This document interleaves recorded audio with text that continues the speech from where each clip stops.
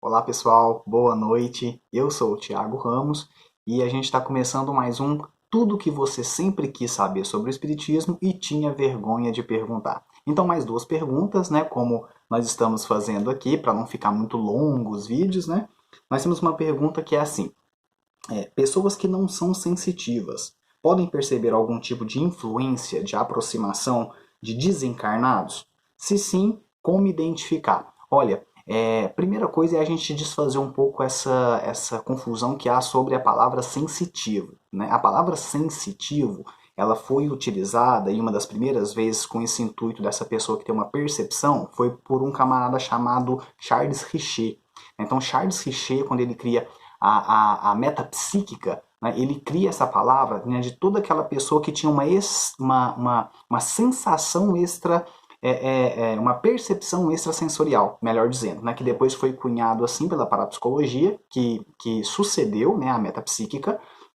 Mas então toda essa pessoa que tinha uma percepção de algo para além dessa nossa ciência aqui, né, dessas nossas sensações físicas que a gente conhecia até então, ele chamou de sensitivo. Tá? Então o sensitivo ele não quer dizer basicamente o mesmo conceito de médium que nós falamos hoje. Muitas vezes nós falamos como sinônimo, né?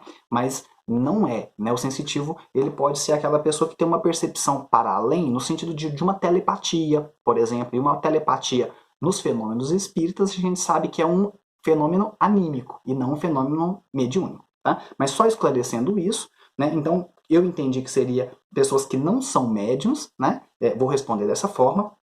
Se elas podem perceber algum tipo de influência, sim, e na verdade nós percebemos. Né? Às vezes nós vamos perceber, só que de uma forma muito sutil, e isso não fica tão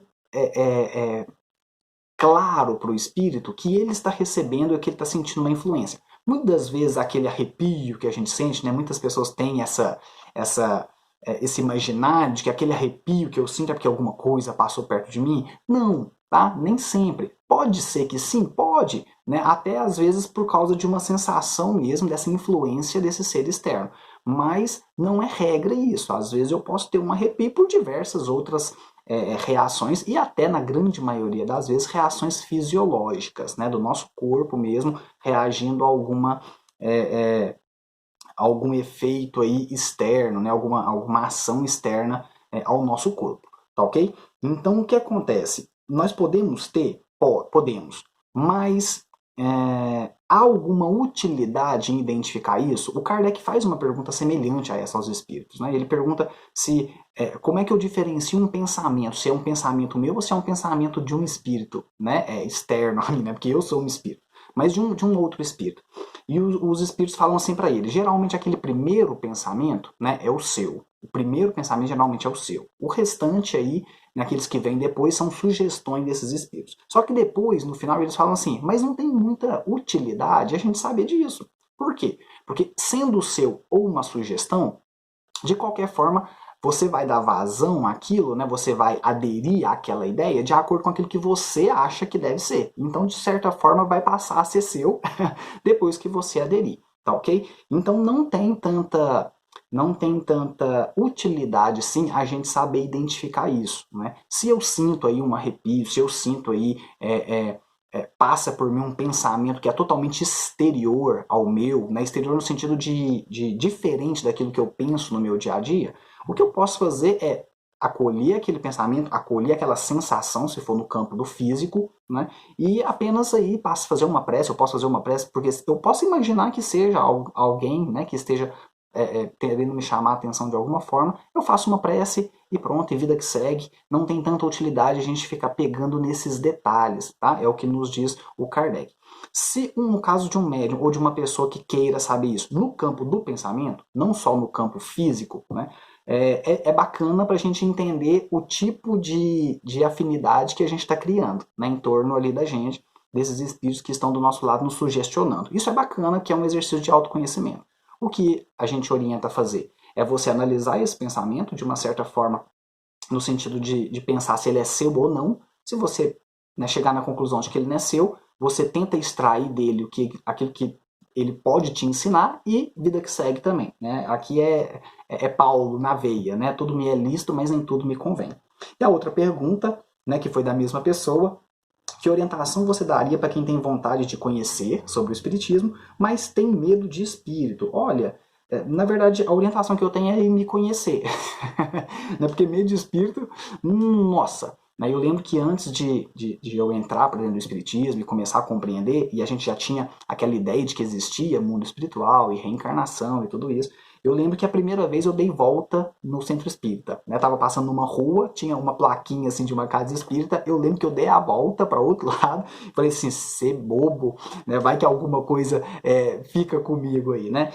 Preconceito. Né, preconceito ainda nosso, e depois o conhecimento ele vai desfazendo esses medos, porque eles vai nos mostrando até onde que os espíritos podem agir em nós e nós podemos também influenciar nos espíritos. Né? Então, a partir que a gente vai ter esse conhecimento, esse medo vai diluindo. Né? A questão toda tem medo, né? Mas o medo de quê? O medo de procurar uma casa espírita, por exemplo, porque acha que já é um passo muito largo. Então começa por passos pequenos, né? Vai ler em casa. Né? O espiritismo ele não tem nada dizendo que a pessoa tem que ir frequentar a casa espírita. Né? Isso não existe. Quando Jesus fala para a mulher samaritana que chegará o dia em que Deus será adorado em espírito e verdade, ele está querendo dizer que a gente não precisa da Basílica São Pedro para poder rezar. A gente não precisa do Templo de Salomão. E a gente também não precisa da casa espírita. Né? A casa espírita é aqui. Ó. Quando ele falava para entrar no nosso quarto, o nosso quarto somos nós, né? A nossa própria consciência, aquele momento de recolhimento. Então estuda em casa. Né? É lógico que o grupo, o estudo em grupo, né? Ele facilita, porque a troca de ideias é bacana e vai chegar esse momento. Mas no início, a pessoa estudar em casa mesmo, ler um livro, sentar para ler um livro espírita, principalmente Kardec, né? No início aí, o Livro dos Espíritos, o Evangelho segundo o Espiritismo. E à medida que a pessoa for tendo esse conhecimento, porque a princípio vai ter que ser ela com ela mesma, ler no livro, e depois ela pode ter sempre alguém de referência para ir tirando algumas dúvidas, com o tempo vai diluindo esse medo. Por quê? Porque não tem como uma pessoa ter medo daquilo que ela própria é.